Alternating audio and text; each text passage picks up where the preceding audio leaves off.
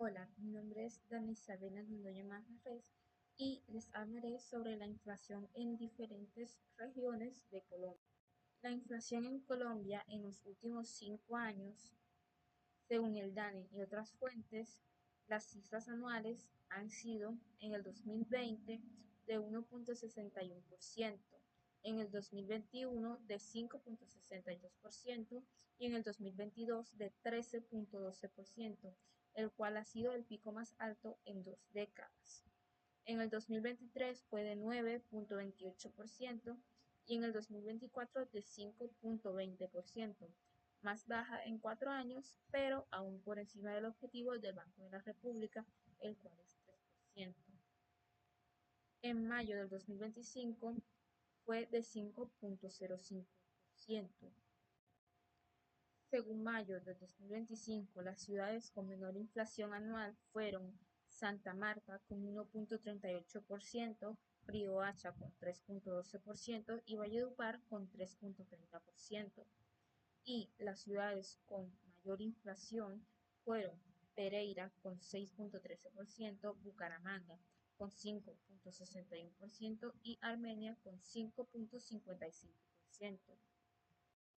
La inflación específica en la región del Cesar, en la ciudad de Valledupar, fue registrada con 3,30% anual en mayo del 2025, muy por debajo del promedio nacional, que fue de 5,05%. Los tipos de inflación en esta región son inflación de alimentos por la alta influencia por productos de la canasta básica, la inflación de servicios, subida moderada en vivienda y transporte, y la inflación heredada, efecto rezagado de aumentos anteriores. Las causas específicas fueron el aumento en precios de alimentos, transporte e insumos usuales, y tarifas públicas como agua y energía más altas recientemente. Sus consecuencias son la reducción del poder adquisitivo local, impacto en hogares de menor ingreso y comercio local, y mayor presión en salarios y costos de vida. Las conclusiones son: Colombia pasó de la inflación baja del 2020 a un pico en 2022 y ha estado desacelerando desde entonces. En mayo de 2025, la inflación nacional de 5,05% está en descenso, pero aún alta frente a la meta del 3%. En el Cesar, la cifra fue mucho más manejable, de 3,30%, mostrando una brecha positiva comparativa frente a otras regiones.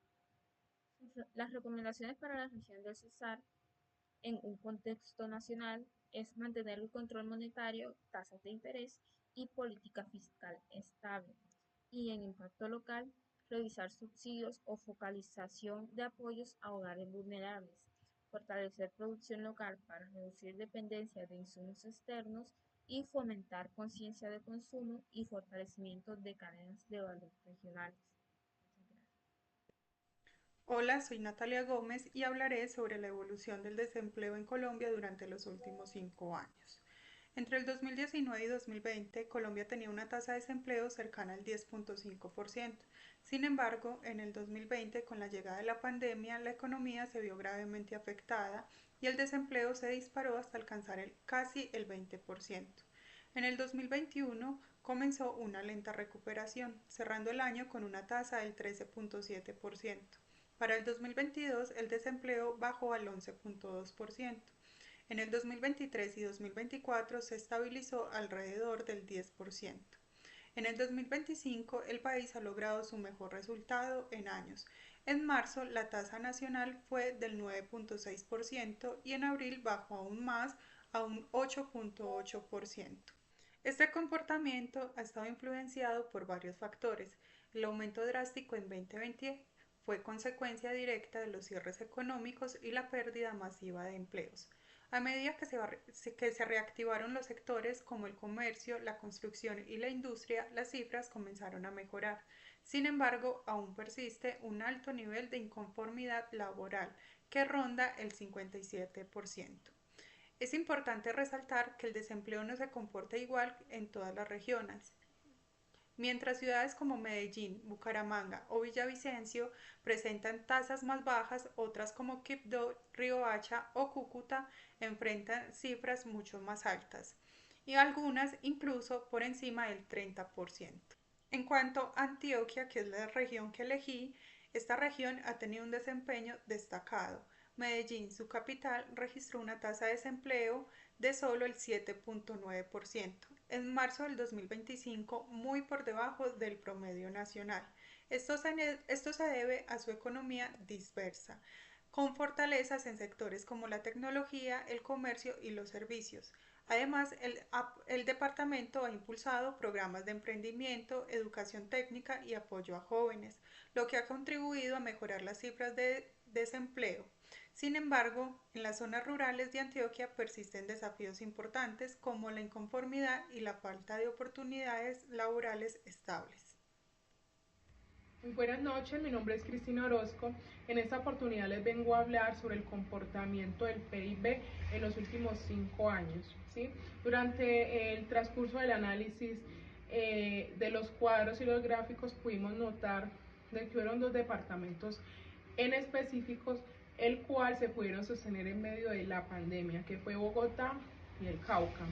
Estos dos departamentos en medio de todo lo que hubo en los últimos 5 años, pudieron sostenerse, pudieron crecer un poco más después de también tener en cuenta de que entre los factores de crecimiento en esos últimos años estuvo la agricultura, la pesca, estuvo también lo que fue el sector del comercio, el transporte, y los que estuvieron en disminución fue la manufacturera y sobre todo la construcción. También surgió una pregunta, el cual fue, ¿cómo fue el PIB en los últimos 5 años en tu ciudad o tu región? En este caso escogimos Medellín, la capital de Antioquia, ¿sí? Hicimos énfasis en este ya que también se pudo notar de que hubieron muchos departamentos que decayeron mucho, pero Medellín logró después de sostenerse y crecer un poco más. Dentro de las causas del desempleo pudimos encontrar el desempleo informal. Muchas personas optan hoy en día por trabajar informal, por tener sus propios negocios, por montar un emprendimiento a régimen quizás de cada una de las leyes de empresas. Otra de las causas del desempleo es la falta de formación, más que todo en la parte de los jóvenes, ya que muchas empresas optan por personas que tengan experiencias, que tengan quizás una formación en carrera o tecnología a una persona quizás que no tenga un estudio. Entonces, en base a esto genera desempleo. Dentro de las consecuencias pudimos analizar que también se hacía énfasis mucho en la inseguridad, en la migración y en el aumento de la pobreza, ya que al no generar empleo, las personas optan por lo fácil, optan por también migrar a otros lugares, y en medio de todo esto también pudimos concluir de que hubieron departamentos el cual pudieron sostenerse después de la pandemia, pudieron crecer, hubieron personas que también crearon empresas, emprendimientos, hubieron también empresas que tuvieron que cerrar, y una de las recomendaciones que nosotros damos es que deberían apoyar también las microempresas, las empresas pequeñas, también estimular el empleo, también dar oportunidades e informaciones a los jóvenes para así amplificar una mejor formación, una mejor ciudad, un mejor departamento y hacer crecimiento en los empleos. Buenas tardes, esta es la entrega 2, en el cual vamos a ver el análisis del equilibrio en el mercado de bienes y servicios y el mercado monetario. El primer punto es la curva IS, en el cual la curva IS se representa en el conjunto de combinaciones y tasas de interés, se representa con una sigla I, y a nivel de ingreso un producto Y, en las que el mercado de bienes y servicios están en equilibrio. Su nombre previo es Investment o Saving, que en el español significa inversión o ahorro. Vemos reflejado en el equilibrio una curva IS, la cual pues se representa en la Y, la economía en el sector público, privado y exterior. La curva IS tiene como fórmula Y igual a C más C, paréntesis Y menos T, cerramos paréntesis, más I, paréntesis R, cerramos paréntesis, más G. Por otro lado vemos la curva LM, que significa el equilibrio del mercado monetario. La curva LM representa pues el conjunto.